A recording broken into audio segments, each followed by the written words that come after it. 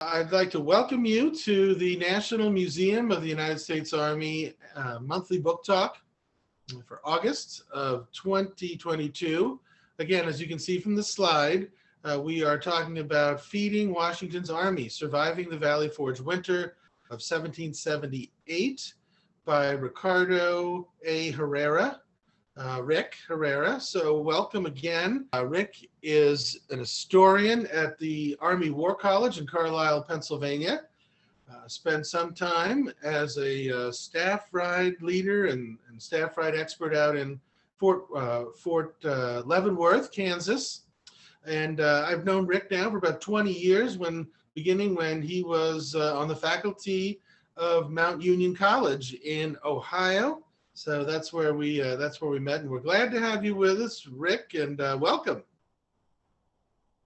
Thanks, John. It's great to be here. Okay, good. So I'll get our producer to take down the slide here, and we're going to talk about the book here. So before we get going here, Rick, you mentioned in the beginning of your book that a lot of the idea for this book came from your experience as a staff ride leader, and in your preface or introduction, you mentioned that the inspiration started to come for Valley Forge while you were touring that and kind of figuring out how that was going to be a staff ride. Can you tell us, for the audience members who may not really be familiar with that concept, what is an Army staff ride, and what does that mean when you were trying to figure out how to do it for Valley Forge? Oh, sure. Basically, a staff ride is a focused study of a battle or a campaign, so a series of battles, what have you, that aims at trying to understand decision-making, leadership, any number of things. It may focus on things such as team building. You can look at logistics, tactics. There are all sorts of things that can be used. But what we do in a staff ride is use the battlefield as our classroom. We also use it as a primary document. So students will walk as best as possible, because not all battlefields are the same. Some are quite extensive, others are much smaller. But try and walk the ground, understand the terrain, analyze it as best one can, keeping in mind, of course, erosion, man's effects upon nature and all of that. Try and understand the terrain as it played a role in how commanders of that period, soldiers of that period, others, understood their situation based upon that. And so going from each location or stand, as we call them, going from each of those stands and trying to build a much better understanding of what transpired at this time. And by doing this, we're aiming at more than what some people have called a good feeling on an old battlefield. A staff ride is there for education. And ideally, it's done in a seminar fashion in which the students who are doing it have prepared. They've read up on the engagement. They've read up on some of the leaders, and they understand some of the decisions, some of what transpired when the engagements took place. And so they're able to discuss it and turn it into a much larger conversation at each stand and try and understand how the past relates to the present, how there are always threads of continuity reaching back. I mean, history is far more extensive than World War II. It goes back to the 18th, 15th, 16th, you name it. And so it can resonate no matter its age. As you said, I was building actually a much larger staff ride on the Philadelphia campaign of 1777 through 1778. And you're going to Philadelphia, you've got to do Valley Forge, the American Revolution. It's one of the country's, if you will, sacred places, one of the places that unites Americans with a common shared heritage and history, even if you didn't have any ancestors there. So staff rides are very much about movement, about action. Valley Forge, though, it's static. It's an encampment. So I wondered as I was standing at Anthony Wayne's statue in the vicinity of the Pennsylvania encampment. How do I interject movement into all of this? And then I recalled Wayne Bodle's excellent book, Valley Forge Winter. He had mentioned about the foraging operations. And so I thought this is an ideal way to introduce some movement into Valley Forge. So in order to spend an hour discussing logistics, sustaining the Army at Valley Forge, the research basically was the basis for an article. It came out in 2011. There was enough material to write a second article. It came out in 2015. And as you well know, you have 2 articles, you've got 2 chapters, and you best well write a book. That's good advice. And so, well, I was very interested. In fact, I read it through twice in the section about your inspiration, looking at Anthony Wayne's statue there. And so, you're right. When you mention all the things like Brandywine, a lot of movement, and the Valley Forge didn't seem on the surface of it to really have that. But once your articles came out, and certainly this book, there was quite a bit of that. And can you mention, before we go on to kind of like what was Valley Forge and how did the Grand Forge start and what was it? You mentioned something about looking at this as an Army forward operating base or a FOB. How does that tie in to what you were doing? Sure. And this speaks to something that I mentioned just a moment ago, which is how the past courses through the present. Yeah, and so I thought one of the best ways to make sense of it is through a concept that most Americans, at least those who watch the news, might be familiar with. And that's the forward operating base, which is essentially a fortified temporary position in which you base troops and in which armies, Marines, whomever operate from. And so it's used to sustain, in other words, provide logistics. It's also used to launch offensive operations, patrols, you name it. And so the Valley Forge encampment really was, if you will, the precursor to the modern FOB, the modern FOB. Yeah. And when you look at Valley Forge, it's an armed camp. You look at the approaches, most of the trees have been cleared, and that's because of the need for firewood also and other uses in the area. But you've got field fortifications that have been built up, and it provides a defense in depth should the British decide to approach it. And in fact, it covers all of the sloping ground away from it. So the engineers were thinking about very modern concepts, such as covering what we call today dead space that's difficult to observe. Also looking through the ways that they position the fortifications, creating what today modern soldiers understand as interlocking fields of fire or kill zones, so that you have firing that crosses instead of shooting straight ahead, because that way you have a greater opportunity of hitting your enemy should he attack.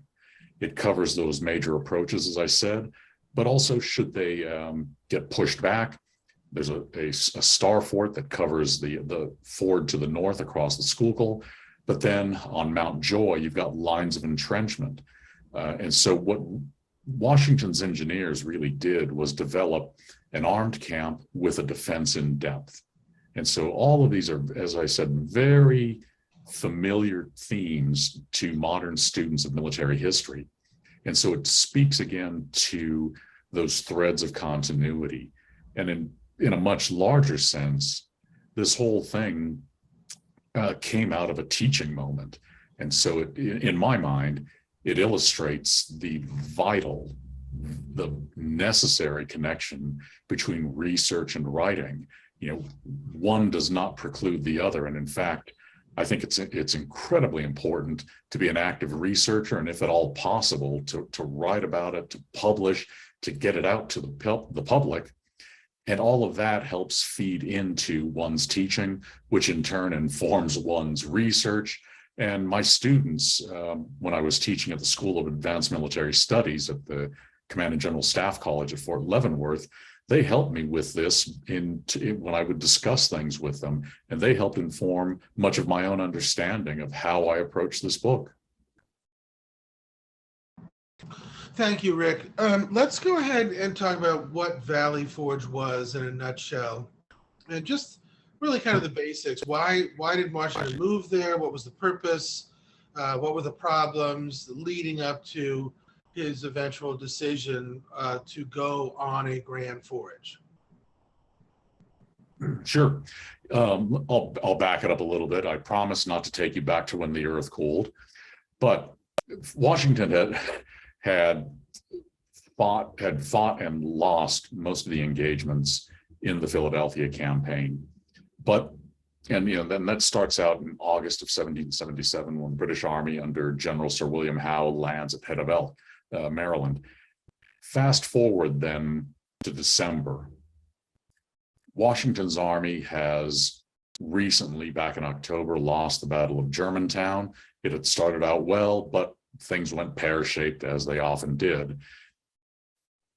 Washington's still looking for a fight. He draws up his army at White Marsh, Pennsylvania, north of Philadelphia, and it's on a lovely ridge line. His soldiers fortify the positions, and he's essentially saying to Howe, come on out, let's have one last fight. I dare you to attack me. I want you to attack me. Howe marches out with his army, looks at the positions, and he pretty much says, I think not. He remembers Bunker Hill. He remembers other assaults against Americans in fortifications. He really understands that he cannot waste Britain's most precious of resources in the American war, and that's Britain's soldiers. I mean, the vast majority of the British Army was deployed in North America trying to put down this colonial rebellion. So Howe declines Washington's very generous offer of battle. He returns to Philadelphia. Yet Washington, ever an aggressive commander, queries his generals in a series of councils of war about the wisdom of launching a winter offensive.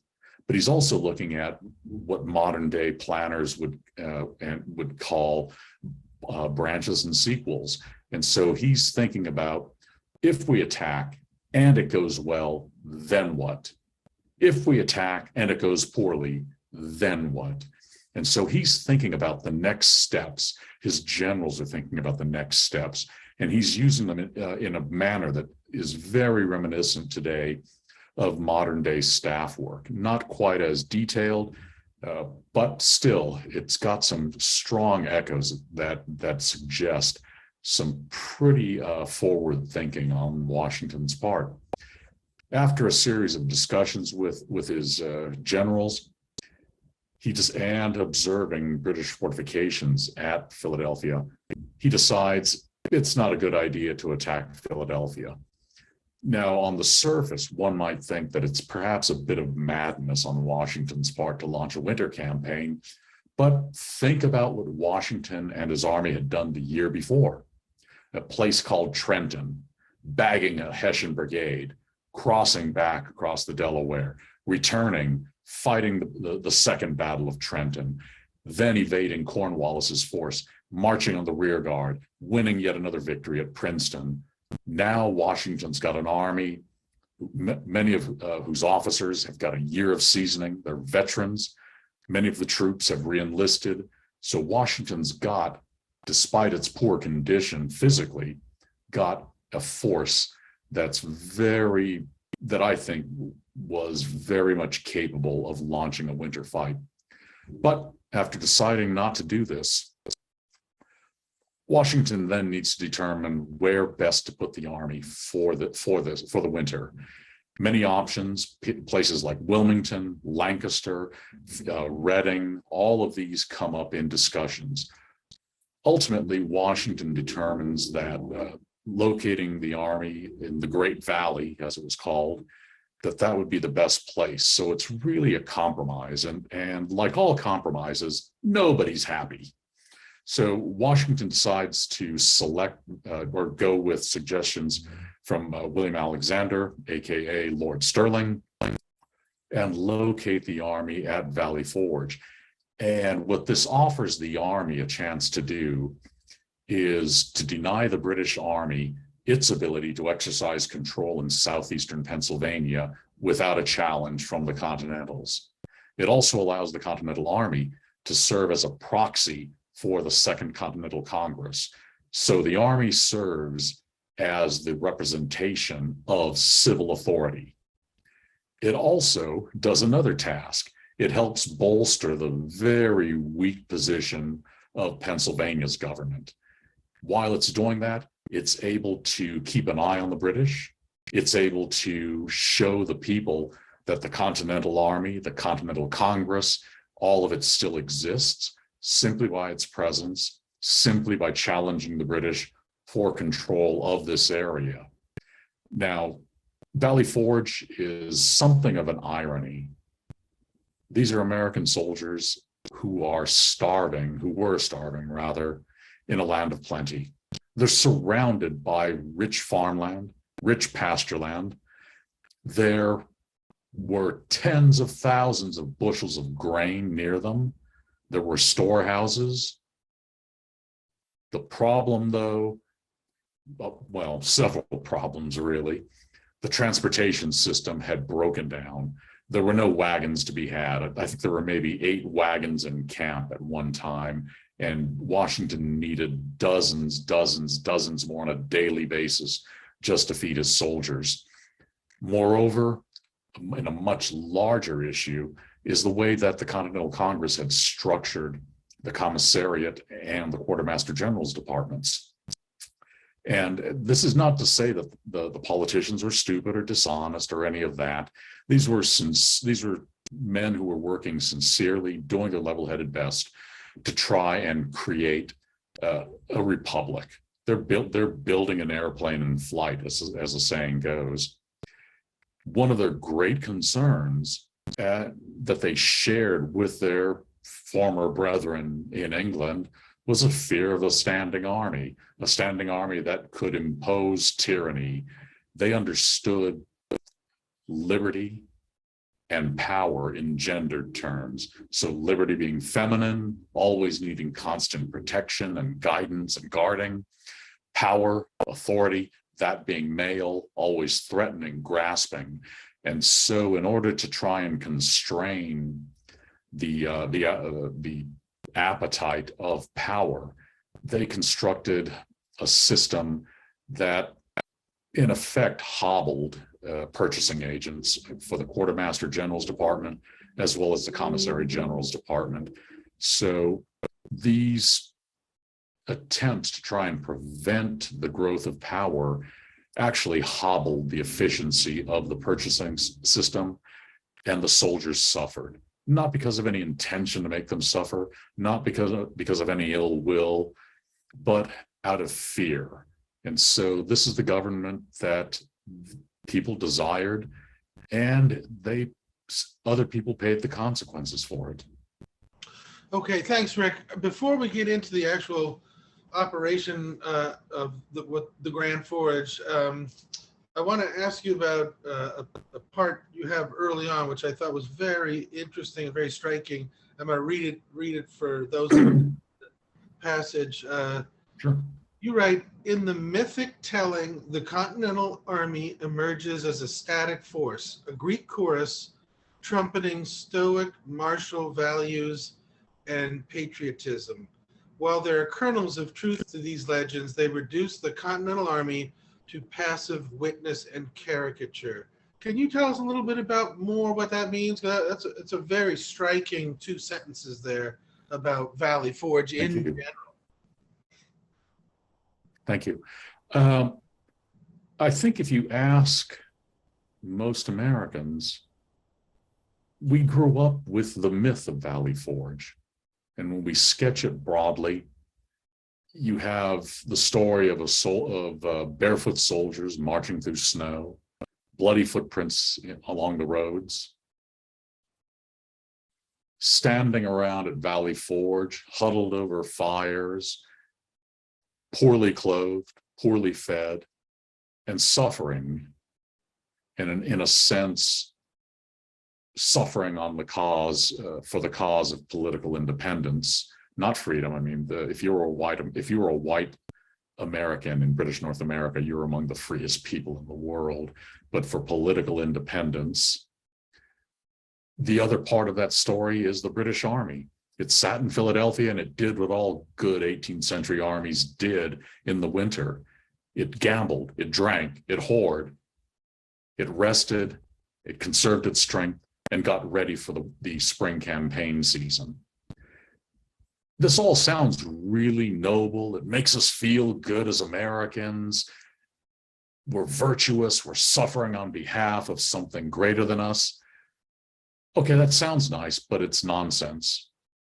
This was an active field army doing the stuff of real field armies. It was going out, launching patrols, looking for the enemy, guarding against the enemy's approach, foraging for food, trying to sustain itself. It was also imposing order where it could through its mere presence. So this was a real field army, and not just a bunch of martyrs freezing in one spot and waiting for some saving moment. Thank you. So let's get to the actual foraging operation that you cover in such detail. I know you wrote that you found that it was about 1,500, 2,000 men. And who led this? Who planned this? And how was it executed? Sure.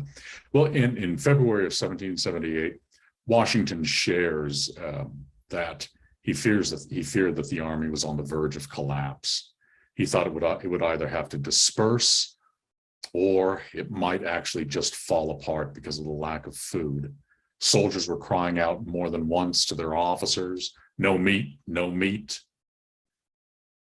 Washington decides to take a risk, perhaps even a gamble. A risk being something you can recover from should things not go as you hope. A gamble, you're probably not going to recover from it at all, or the consequences will be disastrous. At first, it seems that he was planning on sending out Anthony Wayne, who's a local boy, sending him out to lead a foraging expedition to gather as much food, forage, supplies, anything else that the army needed to bring it into camp. But after some consideration, Washington turns to, and no offense to you Hamilton fans, his real right-hand man, Nathaniel Greene. The operation's far too important to leave to a brigadier general. Greene is a major general. He's wearing 2 stars. He decides to have Anthony Wayne serve, though, as a second in command. So Greene will get his orders. Greene doesn't believe that the operation's going to succeed. He has no faith in any of it, but he's a good soldier. He salutes and he says, we're going to make the best of it. He will set out. And in fact, they march out on the 13th of February, 1778. And going through this really hellish mudscape. I mean, the Valley Forge winter is not really so notable as the coldest winter. That's actually Morristown. But because of climate change, this was a period called the Little Ice Age, severe shifts in the weather. It could be freezing one day, snow, then a thaw with incredible rains, streams overflowing. You never knew what you were going to get. But this division, this brigade, whatever you choose to call it, of about 1,200 to 1,500 soldiers marches out, and they will immediately set about trying to gather as much food as they can for the army. Now, Greene goes out. He's got orders to give receipts. One of the concerns is, of course, private property. People don't want to have their goods taken from them. Now, even though Continental money wasn't really worth much, the Continentals were at least making the effort to compensate people for supplies that the soldiers would impress or seize. Greene, as this takes place, well, his men will discover in one instance a couple of farmers bringing goods into British lines. He orders them triced up, shirts stripped, barebacks exposed to the winter, and 100 lashes to each man. He intends to make an impression. Thou shalt not deal with the enemy. As the forage continues, people started sequestering their goods, hiding them, keeping them away from the foragers. Greene decides, well, if you're going to make me look for them, even your goods, even more so, make my task, make my soldiers' tasks that much more difficult, we're going to simply seize them. You will not get any compensation whatsoever. And he writes back to Washington, I hear their cries, but like Pharaoh, I harden my heart.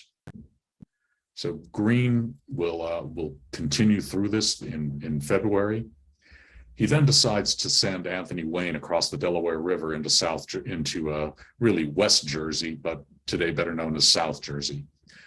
Wayne will take roughly 300 soldiers, march down to Wilmington, Delaware. There he'll make contact with Captain John Barry, who commands what little remains of the Continental Navy, which is basically a couple of whaleboats. He talks to Barry and asks Barry to ferry his men across the river, deposit them at Salem, New Jersey. Barry's more than happy to comply. And this is a great instance of what today we would call joint operations. But here's the Army and the Navy working together to support one another. Barry does this. Wayne also asks him, hey, would you do me a favor? Set fire to all the marsh hay along the riverbanks. That will not only deny the British supplies for their cattle and horses, it may also distract them and prevent them from sending, or at least delay them from sending an expedition to come and get me. So Barry, give him a box of matches. He sets fire to things with glee. He also continues to harass British shipping on the river as it's trying to move up and supply Philadelphia. Wayne will march his way northward through New Jersey. He makes contact with the local militia, Colonel Ellis, and works really well with the local magistrates, local tax collectors. Many of them were officers in the New Jersey militia. He gets good intelligence on who owns what property, and he's able to send out small parties to gather what they can. I don't have the exact numbers of what Wayne was able to gather, what his column was able to gather. If those records exist, I was unable to find them. I would love to see them. But Wayne's men will move northward through New Jersey. The British will eventually send the Light Infantry Brigade, which was the elite of the British Army. They land at Salem, and they come within a hair's breadth of catching him at Raccoon Creek, also known as Swede's Church. Wayne gets out. After he leaves, the British will occupy that place, and the Reverend Nicholas Collin, who was the pastor of the Swedish church there, he recorded his impressions of both armies. He thought that the Continentals looked like a bunch of armed ragamuffins. They were poorly uniformed, destitute looking, but he found that they were well disciplined and they were respectful of people's property. The British Army, on the other hand, properly uniformed and turned out as soldiers should be, but most British soldiers, in his opinion, seemed to be little better than petty thieves. They would destroy things, steal small items for no other reason than simply to steal them. They had to be watched over by their officers very closely. In any case, Wayne moves northward, and the Light Infantry Brigade, whose mission was to try and attack and destroy Wayne, didn't do it. It ended up returning to Philadelphia. A second brigade level unit comprised of 2 battalions of the 42nd Foot, better known to most people as the Black Watch, the Royal Highlanders, along with the Queen's American Rangers, probably the crack provincial unit led by John Graves Simcoe, who, I'm sorry to disappoint fans of Turn, was not a homicidal maniac. history. What can I say? In any case, they will land at the Cooper's Ferry, today's Camden, march in about 6 miles, and they've got orders, and I'm quoting a Hessian aide de camp, to have a slap at Mr. Wayne. Well, they turned to foraging themselves, which is actually something that the British Army spent most of that winter doing, trying to feed itself. And that's because the British Army was down on supplies, and it had fallen far short of its rule of thumb to have 6 months worth of supplies on hand. So Wayne is able to avoid contact with them, although he does double back at one point and start to start to probe their positions. Casimir Pulaski, who joins him, and Pulaski, no offense to fans of Pulaski, he's something of a problem child. Pulaski does not play well with others. He's very much stuck on his dignity as a brigadier general of cavalry and doesn't think he should take orders from a mere infantry general. Washington has to explain to him in pretty explicit terms, in this army, we respect date of rank. There's no such thing as branch seniority. He agrees to cooperate, but not very happy about it.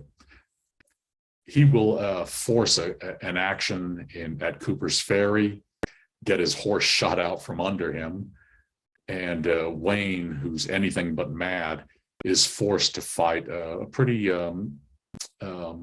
determined skirmish with British forces as they were attempting to withdraw from Cooper's Ferry. But he shows himself to be really a master at command, someone who understands how to fight and when to risk things, when not to risk things, how to probe, how to develop the situation. So as I said, anything but mad. He'll end up marching northward, crossing in the vicinity of Burlington, returning to camp. Now, while all of this was going on, Washington sent out Captain Henry Lee Jr., who commanded a troop of light dragoons from the 1st Continental Light Dragoons. Lee heads into northeastern Maryland and also into Delaware, and Lee proves himself, in my view, perhaps the finest light cavalry officer of the war. He's incredibly intelligent. He's observant. He is able to gather lots of cattle and swine and horses for the army. And in fact, one of the great joys of the research was while I was at the Gloucester County Historical Society in New Jersey, going through the Hollingsworth papers and coming across the account book for Henry Lee's troop of light dragoons. This was one of many wonderful finds during doing this research. In it, I was able to determine how many horses, how many wagons, the valuation, the number of cattle, number of swine, who led the smaller foraging parties that reported back to Lee. I also discovered the names of several enslaved wagon drivers. And so it really cast a, complicating light, I suppose, on the traditional narrative of the American War for Independence and the much larger American Revolution in which it took place. It's not, and this is not to pun, a black and white issue of good guys and bad guys, patriots fighting for political independence. Here was in stark relief the unfree serving on behalf of white political freedom, white political independence. So it exposed some of the contradictions and some of the complexities of the war and of the much larger revolution. And I think in that it really helped humanize it and make me understand or reinforce in my mind that human conduct, society, so much more have always been complex. They've never been the simple stories that we often want to believe. That's the role of memory. This is history, bringing the past, warts and all, as best we can, into the present. So Lee will come back. All in all, the foraging parties were able to help sustain the army for several weeks until the spring broke and until cattle and salt and more supplies could start coming in from New England and New York. They were able to help sustain the army until the issuing agents and others could impress wagons and drivers and start moving supplies into camp.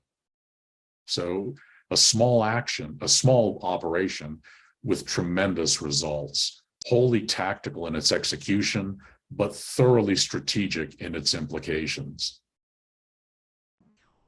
Thanks, Rick. A few of the questions I'm going to ask right now because they kind of right on what you're talking about. One of the questions is, how was Congress involved in sustaining the army at Valley Forge, and what was Washington's role in kind of forcing Congress's hand to help out? Yeah, well, Congress was. It had obviously set the regulations by which the purchasing agents operated. And so that hobbles, as I noted earlier, the efficiency there. At the same time, the states, and I'll focus on just Pennsylvania, the states also had their own purchasing agents. And so you've got state and continental governments competing with one another, and that just makes things that much more confusing. It helps drive up the prices, and so they're really working against one another, even though the intention is to help one another. Washington, and this is just one of the moments in which Congress affords him, I would say, almost dictatorial power to impress whatever he needs for the good of the army. Pennsylvania does the same thing. It grants him virtual carte blanche in seizing whatever the army needs. Washington, though, understands that this war was also about winning people's affections. He's looking at not just the immediate, he's looking at the long term. He's trying to very much avoid alienating people and trying to gain their adherence to the cause. If you can't do that, at least avoid angering them and creating enemies when you don't have to create enemies. So Washington, very much walking a fine line. He is, I think, a master of civil military relations.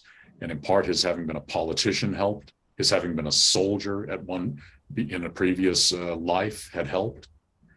His having been a businessman, that helped. So Washington has got an assortment of talents that help him deal with these difficult situations. And in the end, I think he proves to be a fine strategist, not without his faults, but he proves to be the best strategist of the war. Okay, thank you. We have another question from our audience. The description of the Continental Army at this time is exhibiting traits of a veteran, if not professional army.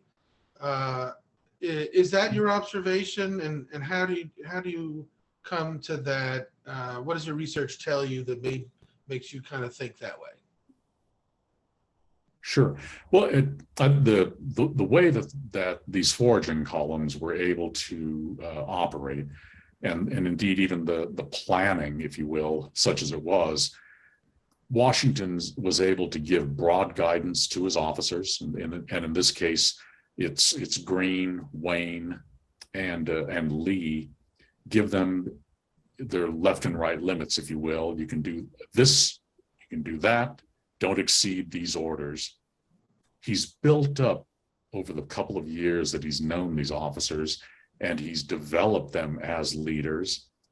He has built up an incredible amount of trust that goes up and down the chain of command, but you also see some of it laterally. So the generals trusting one another. Excuse me. So Washington, through this, and you see it also in the councils of war, Washington has built a veteran force. He has created a veteran force. I don't know if I would call it professional, but it certainly exhibited many of the traits of a professional army. The officers knew what they were about. The NCOs generally knew what they were doing. The soldiers were able to perform their tasks. And no disrespect to the Baron de Steuben, and I say duh because that's what he preferred. Steuben was able to regularize and impose uniformity of drill, introduce things like accountability, property books, things which of course no soldier loves today. So he's able to put some polish on a veteran force. Now, the Army, of course, suffers throughout the war from low numbers and the need to get new troops. So there's a constant infusion of new blood into this Army, soldiers who need to be brought up to speed to learn their tasks, learn their trade as soldiers. But in terms of it being a professional force, being a long service force, not too much of an argument for that. Most soldiers would serve maybe 1 or 2 enlistments at most. Some would serve longer, but most not very much. It's the officers, for the most part, who hang around the longest and serve the longest. I think they would be the closest to be accorded the term professionals. Okay, another question about the details. So what did the soldiers usually drink at Valley Forge? Well, let's see. When spring came around, and you can read this in the orderly books, soldiers are being told not to drink from the springs. One of the reasons being because of very poor discipline from many of the soldiers. And this again speaks to the fact that I wouldn't call them professionals. They're digging sinks, better known today as latrines, and sometimes they're near water sources. There's no understanding of disease theory in the 18th century. So they've got they're drinking to a large extent rum. In fact, when the foragers go out, I forget the exact number, but they were carrying quite a bit of rum and I believe whiskey with them. They're mixing that though with fresh water when they can get that. There's also, by the way, beer. Good to hear that. We have another question. Let's see here. In the 1780, in late 1780, early 1781, Nathaniel Greene in the Southern campaign at Charlotte and in the area before the Guilford Courthouse campaign had to disperse his troops among 2 camps under Morgan and then the main camp under Huger. And Gates before him had to do that in the South in order so that his forces weren't concentrated, but to spread them out so that it was easier to supply them locally. Was that ever a consideration for Washington at Valley Forge, or did he need to concentrate because Howe's army was pretty big? Yeah, thanks for asking that. Washington did not want to disperse his forces. That said, he did send the Maryland Division, 2 brigades under Smallwood to Wilmington, where they were able to guard the approaches up the Delaware, at least keep an eye on them, and to secure the far southern approaches on the main army at Valley Forge. But for the most part, Washington keeps the army concentrated. He does not want to disperse it.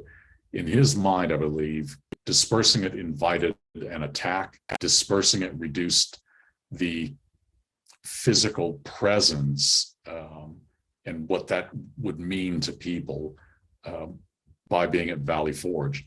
Part of the way to demonstrate authority and power is through the size of the force that's there. And so Washington was doing this very purposefully while at Valley Forge.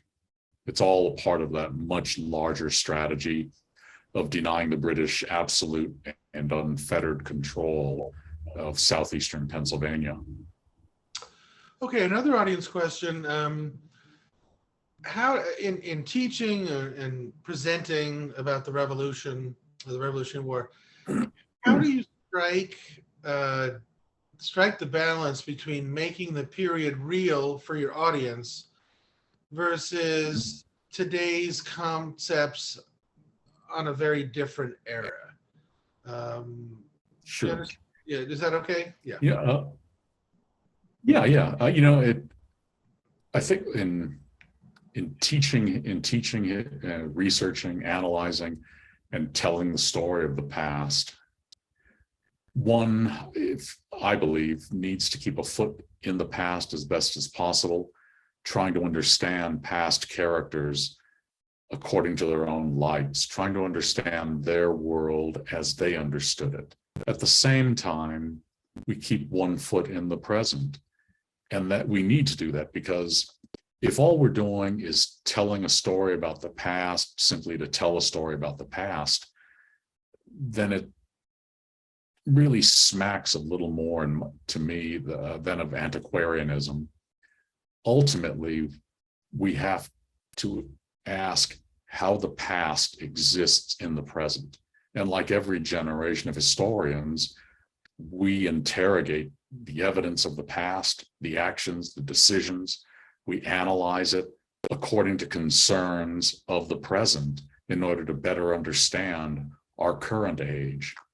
And so there's no way to avoid that. Should we impose our values on past actors and expect them to conduct themselves as we might today? No, but it's incumbent upon historians, it's part of the discipline, in that we pass moral judgment on the past, on past actors. These are human beings. They were making the best they could. They all had faults, as we all do. And so there's also that element of sensitivity. And so it's, one is doing a very careful dance while trying to understand the past and show people how it courses through the present and all of the threads of continuity that exist. Okay, thank you. It looks like we might have one more here. Let's see.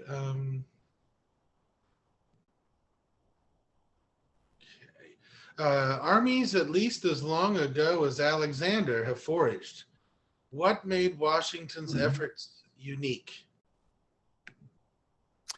I don't know if I'd go so far as to say that it was unique. This is something that the Army was doing almost from day one. Rather, the foraging expedition offered me as a historian the opportunity to tell the story of something that most people are not aware of. I was able to use logistics as a way to demonstrate the maturation of the Continental Army's leadership, its ability to plan centrally and then execute in a decentralized manner. And so because no historians had actually devoted a solo study to this operation, there was an opportunity for me to do this. If, however, I were to accord it unique, this was the largest operation that the Continental Army launched while it was at Valley Forge. That in and of itself is deserving of a story, is deserving of study. The British response was the largest muscle movement of the British Army until it marched out of Philadelphia in 1778. That in itself is worth a study, is worth a story. Rick Herrera, author of the Feeding Washington's Army. I'm going to prove to him that I have it and read it. So it's a great book. Yay! Thank you. We're glad that you were with us tonight.